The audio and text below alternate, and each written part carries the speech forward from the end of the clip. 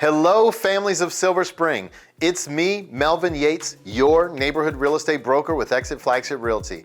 Today, during the Silver Spring Real Estate Market Memo, I'll be sharing with you the 5 things you need to know about the real estate market right here in Silver Spring, particularly in 20903. Plus, I'll give you some national data that's helping drive our local market. Now, please note that my office has over 160 dynamic agents serving clients like you in DC, Maryland, and Virginia, and we would love to help you put a real estate game plan together.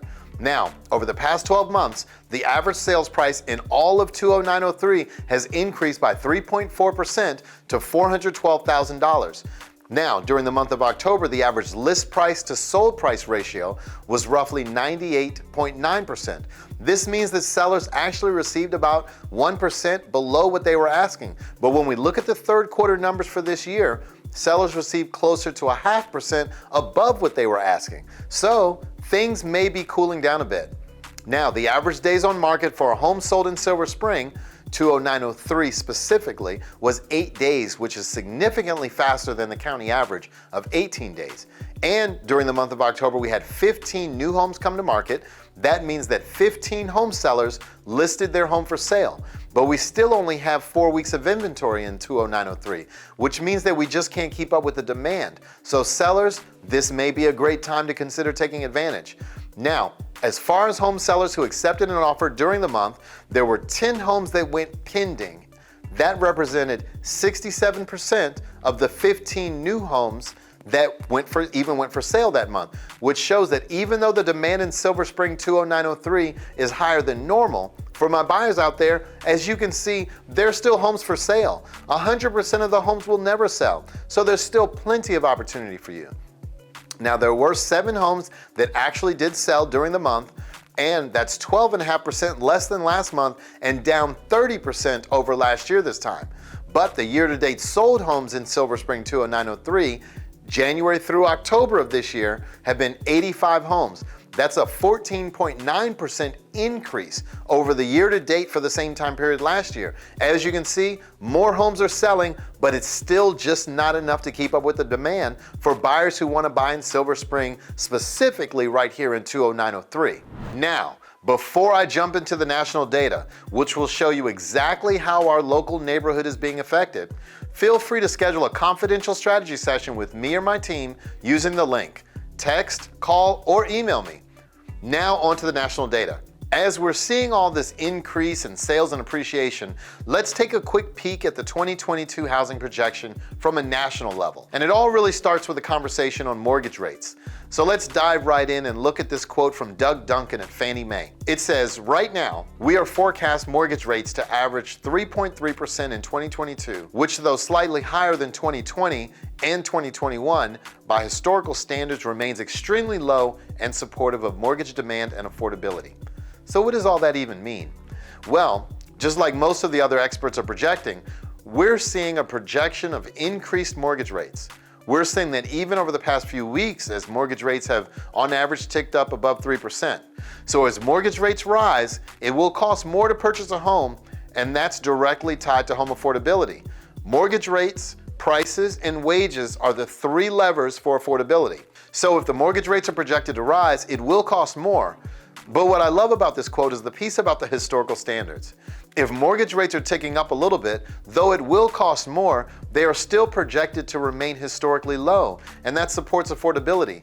So that's not only good news for sellers, it's great news for buyers. However, if you're a buyer in this market, you need to understand that you should purchase before mortgage rates rise even higher. Now let's look at the mortgage rate data. This data from Freddie Mac, and it shows average mortgage rates going all the way back to 2018. And what you see here is that mortgage rates were roughly just under 5% in 2018. And then they've dropped significantly since then, obviously. And we've basically hit the all-time low very end of last year, early this year, and then they've started to tick up again. So, what people want to know is, where are they headed now? Similarly, as we saw in the quote before, you can see Freddie Mac is saying mortgage rates are projected to rise to roughly 3.6% by this time next year. So as mortgage rates rise and get higher, it becomes more expensive to purchase a home. And that's what we want to help you as a homeowner understand. If you're thinking of waiting 1, 2, or 3 years, you may consider buying now. because buying before mortgage rates rise is mission critical to an affordability standpoint. Now, mortgage rates aren't the only thing that's going to rise next year. Home prices are forecasted to appreciate as well. So what we're looking for here is home price forecasting for 2022. And as we look at the 6 industry experts that we follow, they're averaging out to about 5.1% appreciation next year. Now, what does that mean?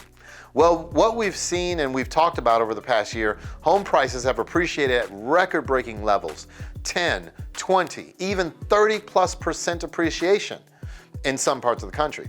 So next year, the forecast is showing continued appreciation, but at a slower or more moderate rate. Now, I've used the term deceleration, and as a buyer, you should know that though home prices are expected to continue rising, but at that decelerated rate, which means slower and more moderate. So we are definitely not projecting a decline in prices, but a slower rate of appreciation. That means that it's going to get more expensive to purchase a home, and we want buyers to be able to purchase before home prices rise. But why are they projected to continue appreciating? That's because inventory is still a big challenge. It's still a major question. As we look at the supply and demand conversation again, supply is low and demand is high. And that's going to naturally make prices rise. And this inventory situation won't be solved overnight. We'll still have an inventory challenge next year, but likely softening because builders are coming back to the market, building more homes, and we anticipate more sellers to feel less pressure coming out of the pandemic and may be interested at that time in selling their home if they've previously held off. Now, what does this mean for buyers? Of course, buy before prices and mortgage rates rise to maintain that affordability. What does it mean for sellers? We've talked about record-breaking equity over the past year, and equity will continue rising as home prices rise. So what we want to make sure that homeowners know is that if you're thinking about making that move 2 or 3 years down the road, maybe even sometime next year, doing it before prices rise will help you leverage that equity, make that move up or downsize while you still can lock in that low rate and take advantage of the home price appreciation. I think as we go into next year with prices rising, interest rates rising, it's going to cost more. We need to start talking about the non-financial benefits of homeownership. I want to talk about that for just a couple of minutes and give you the latest information on what's happening in that area. Don Layton from Harvard University says, homeownership is regarded as causing an improvement in the quality of life of a typical family. It is the most common method for such a family to build wealth that can be used for retirement, other needs, including helping the next generation. It goes on to say such wealth creation therefore provides a major social as well as economic benefit. We've been talking a lot over the last year about the economic benefits with rising prices, equity rising across the country, but let's start to talk about the non-financial benefits and what that's looked like coming, over the last year and a half across the country. Unison just did a report on the state of the American homeowner. The 2021 State of the American Homeowner said this: 64% of American homeowners say living through a pandemic has made their home more important than ever to them. 83% of homeowners say their home has kept them safe during the pandemic. No doubt, home has taken on a new meaning for folks. Now, 91% of homeowners say they feel secure or stable or successful owning a home. So home sellers, you have an incredible market with prices that have never been higher and motivated, serious buyers out there. However, there's one thing to consider. People are starting to realize that they can choose from more options now than ever before, and that's just a normalizing of the market, which sounds good to me. And if you're a home seller, you may be thinking it's time to be a buyer yourself and take advantage of the opportunity to move up, move down, or maybe move away. Home buyers will continue to see more appreciation, and with more options come more opportunity. Interest rates are at historically low levels, and history would tell us that this time next year, real estate will not only be more expensive, but so will mortgage rates. So if you've been thinking about buying or selling real estate, we would love to sit down with you, create a real estate game plan to navigate the challenges and opportunities that we're finding in today's real estate climate.